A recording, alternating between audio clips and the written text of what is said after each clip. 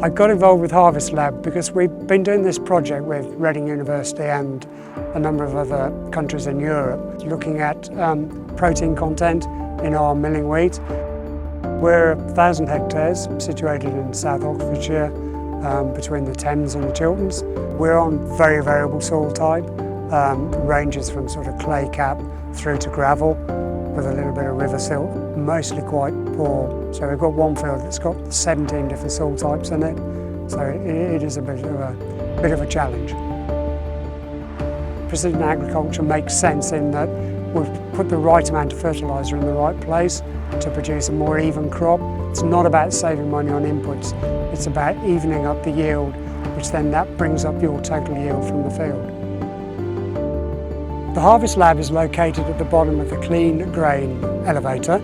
It's plugged into the terminal on the combine, so you can have a reading as you're going along and create a nice protein map as you're cutting it. I think one of the things that struck me in this particular field is up on the bank over there's a really high yielding bit of ground, and that's where I expected to have a very low protein rate, but actually conversely the protein was quite high there.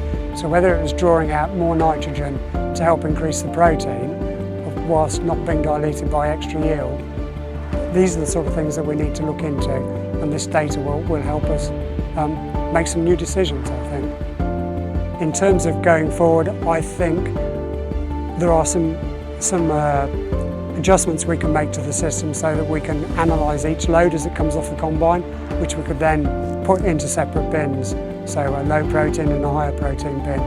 But working with someone like John Deere, I know they'll iron these things out. That's why we go into these projects, to try and develop something that's usable at the end of the day.